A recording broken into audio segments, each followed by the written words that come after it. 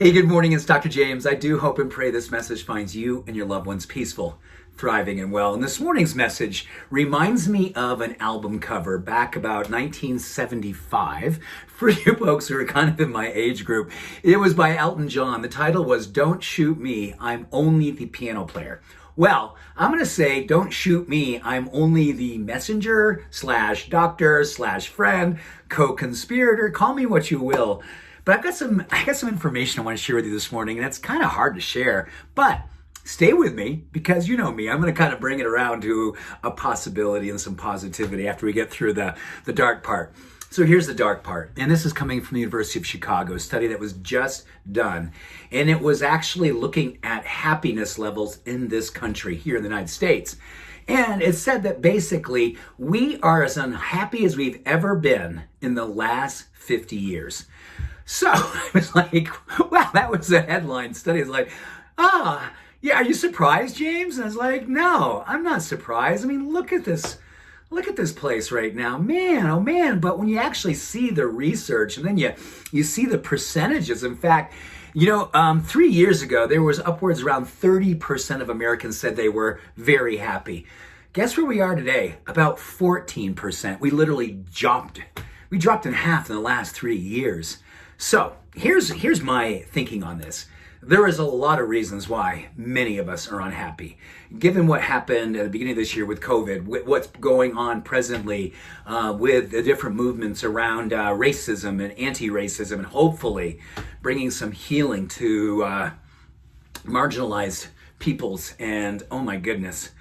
So we know there's a lot of things that could be making us very unhappy. You look at climate, you look at unemployment, it's like the list goes on and on and on. Look at leadership. I won't go any further than that because that's not what I want to talk about today. But here's what I also want to talk about. I believe there's a direct correlation to how much time we are spending outside of our locus of control. We talked about this last month, locus of control, in its relationship to mental health and happiness and anxiety. And the more we spend our time and energy outside of the things that we have control of, the more anxiety and outright unhappiness we have. So you look at social media, you look at the time we spend on it, there's a direct correlation to time spent on social media and how unhappy we are.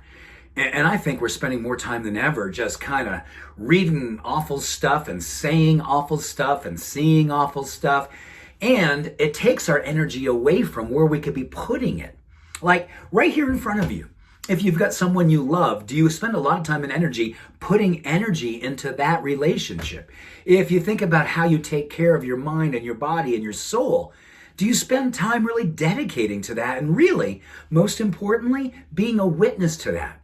The relationship to self-efficacy, when you are actually mindful and you are present for the things that matter to you and the things that actually move your own personal needle, there is a direct relationship to happiness there.